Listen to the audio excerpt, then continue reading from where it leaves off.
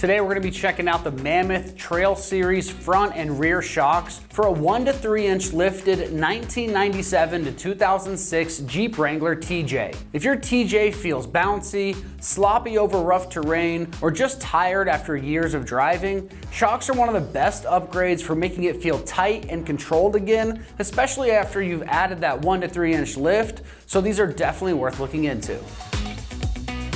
These shocks are designed specifically for a TJ with that 1 to 3 inch lift, so you're not guessing on fitment or running something that's really not meant for your suspension height. They're going to use a monotube gas pressure design and a non-adjustable preset damper, which is perfect for someone who wants a better ride quality and handling without messing with adjustments and settings during install. The monotube setup is a big deal here because it's built to react quicker and stay more consistent, which helps the Jeep feel more planted on the road and more controlled when you're on uneven trails. In the real world, that means less nosedive when you hit the brakes and less body movement on the highway or cornering, and better control when you hit potholes, those washboarded out roads, and rutted terrain. This is also a great option if you want a shock upgrade that's simple and dependable. Just bolt them on and enjoy a better feel every single day. Whether the Jeep is a weekend warrior or a daily driver, these are a great option. When it comes to this construction, you are getting a gas pressurized monotube design with a mirror finished hard chrome OE style piston rod for corrosion resistance and solid sealing. Inside, it uses a premium oil and quality seals designed for a long life and consistent dampening over a wide range of temperatures. And the shocks use an outer steel housing finished in a durable black for a good looks and protection along the way. Now, as far as pricing goes on these, they're coming in right in that $400 price range. That's a solid deal for a full set of monotube shocks that are built exactly for your lifted TJ, because you're getting a matched setup that improves the ride quality and control all in one shot. When it comes to the install on this one, it's going to get rated a 2 out of 3 wrenches on the difficulty meter, and you can get this job done in 4 hours of your time. So let's see exactly how this install goes with a quick video from one of our ExtremeTerrain customers. The tools required: some form of wheel chocks to immobilize your wheels, some form of car jack that can support the weight of your vehicle, at least 2 jack stands or something to raise the vehicle up and remove the wheels to give you access to your shocks. I don't think car ramps would work in this situation because of the amount of access you need. You need to be able to remove the wheels. I used an impact, not necessary. You can do this with just simple hand tools. It's something that makes my life easier. I used a pry bar and screwdrivers for moving around the rear shocks to get them into position. Might not be required for your install, but it seemed to be for mine. I use these as like little guide pins to try and wiggle it around a bit, and this was to pull back on it. You will need some form of socket extensions for the front one especially, or you might be able to get away with just using pliers and a wrench. Wrenches as well. You need at least for my setup with the old ones, it might vary with yours. The new equipment was an 18mm socket. I used a deep socket and a small one. For my old equipment, it was a 9/16mm, which is what the 9/16mm wrench was. Yours might vary on the old stuff if you don't have the same as mine or it's not the same as original. You will need 13mm to remove the lower bolts on the front control arm, or the front, shock. And on the rear one, it was a 15mm and then a 19mm. A ratchet, if you're choosing to go the way of the ratchet instead of the impact. Both work. And this was a luxury item, the channel locks to remove the old ones, the old shocks in the front. Not required. You could use this, or you can use some form of wrench. An adjustable one will work just fine, or some form of pliers. You need to be able to hold the flat part while you twist it down if you're using the wrench. And then finally, this is a dead blow mallet. A regular mallet would be fine. I would be hesitant to use a hammer because you don't want to dent your shocks.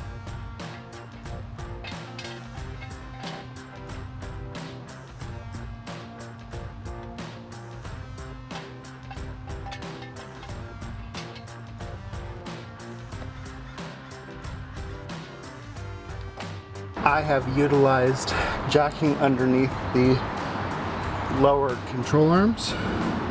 It's a stable point and most jacks should be able to do it. After you've jacked the car up, be sure to give it a good shake to make sure that it won't be coming off while you're under the car.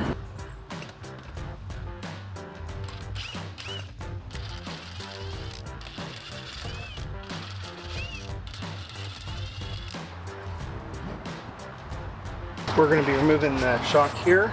You've got one lower bolt and two upper bolts going into the top of the vehicle. On my vehicle, the bolts are a 15mm on this side and a 18mm on the other side.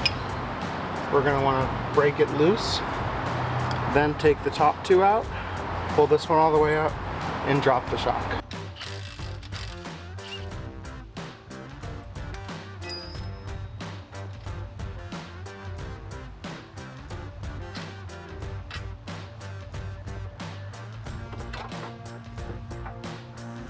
This shock on my vehicle was damaged, hence why we're doing the replacement.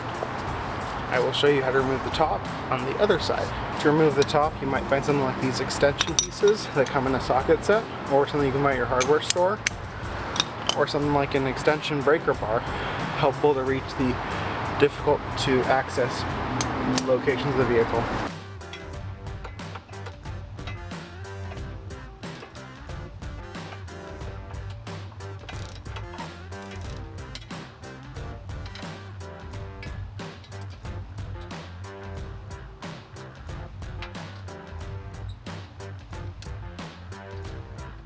Old shock is out. Now we're going to install the new shock.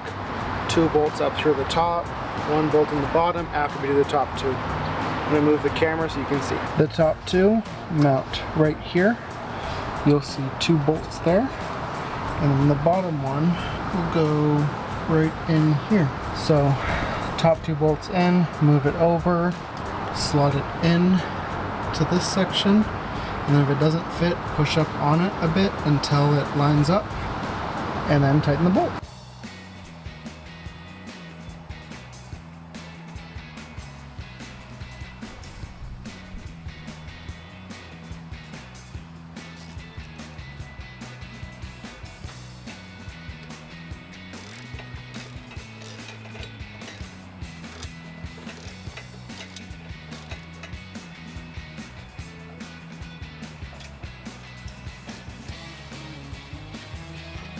Mount or a hammer might help.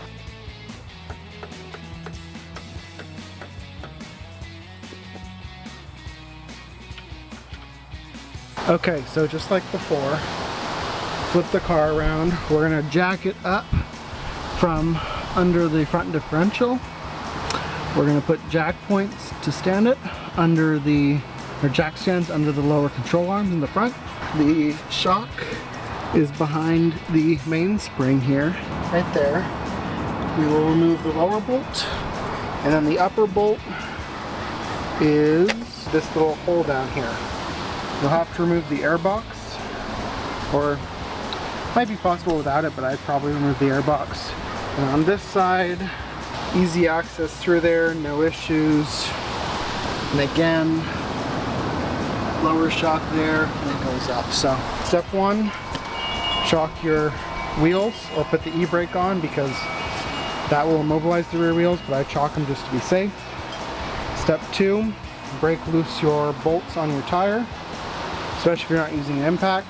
Step three, jack it up with either the jack that came with the car, or I've got this one I'm using. Step four, the jack stands under the car.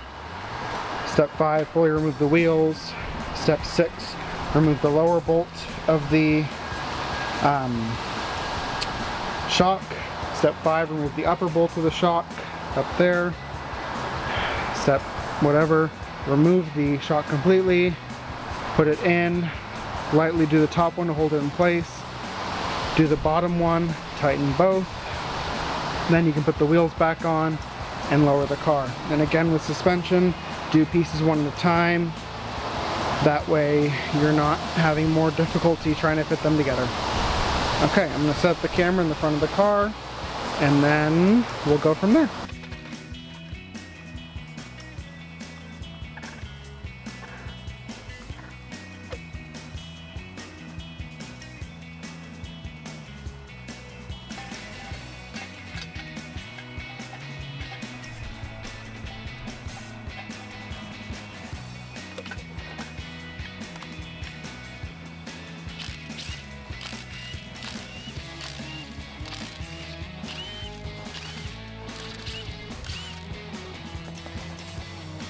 For this one, it looks like I need a actual wrench in here because I don't know if you can see it, but there's two bolts there. Socket won't be able to get to the side of those. So yeah, we're gonna try, at least with this side, definitely need a wrench. That side might be able to get away with the socket. So let me go retrieve that. Okay, we're gonna get access to this. It's a 13 millimeter, so loosen this one, loosen that one to remove the bar to be able to remove the air box, which should give us enough clearance to get there.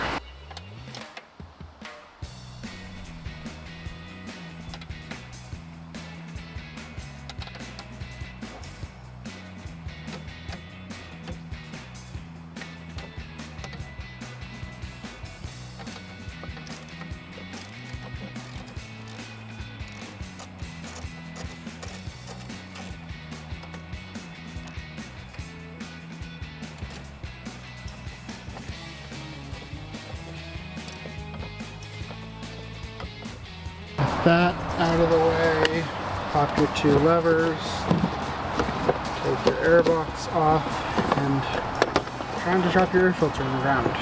Now we've got easy access down there. We can just push this out of the way. If you're concerned, unplug it. I'm gonna loosen this one up a little bit, remove the two down here, and then remove the top one all the way. Okay, re-recording. First one didn't work. Gonna remove the front shocks. The new ones are already in here, so I'm gonna remove the new ones, show you to do that, reinstall the new ones because the old ones are long gone.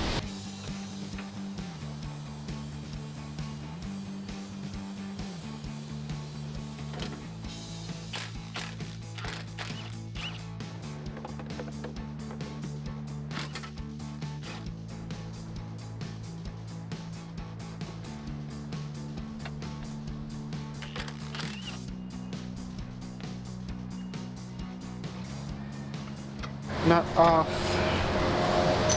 washer and rubber donut off, top is off, nothing up here, top nut or top bolt, bottom nut. I'm going to hold the top nut with a wrench and impact the bottom off.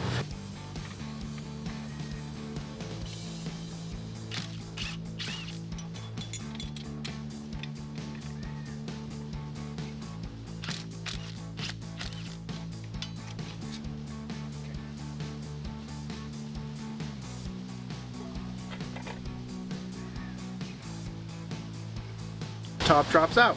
Your brand new product would come like this. You're expected to reuse your old bottom hardware. The top comes with the nut and the two washers and two rubber donuts. The order is bottom washer, rubber donut, steel plate that's on the chassis, second rubber donut, second washer, and then your nut goes on top. You can either use an impact and hold the bottom here of your shaft. No tools. You grab it with your hands or something that will not leave any marks. If you mar it, it can cut up the inside as it goes up and down, and you can destroy your shocks. If you do not have an impact, the top of this has two flat sides. You hold those two flat sides with pliers or something similar, maybe a box wrench if you have one small enough. The other one is another wrench, so you hold this straight, not moving, as you tighten down the top nut to tighten it if you don't own an impact. I do. I'm going to do the impact way.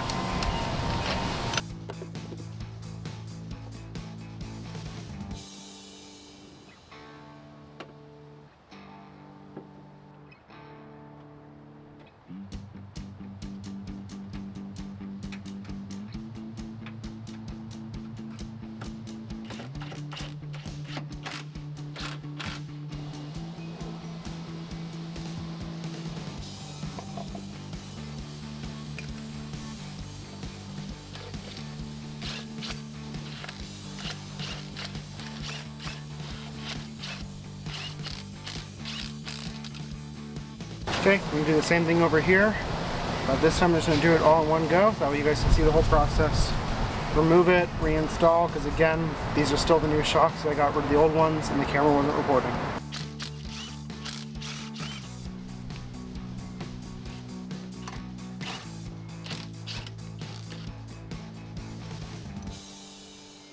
Nut, washer, donut removed.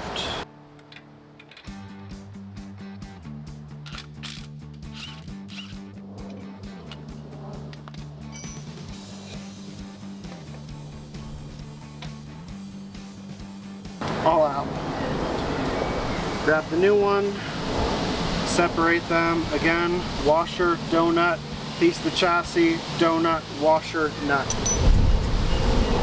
Thread it in over your brake cable, up through the hole, compress it into the slot. Again, I've got new hardware. You don't have to have new hardware. As long as your old hardware doesn't have any stress or fracture points, you should be good. Drop the bolt in, grab the nut up, drop the bolt in, thread the nut up, donut, washer, nut. Okay, I'm going to tighten them down. Watch out for your brake line.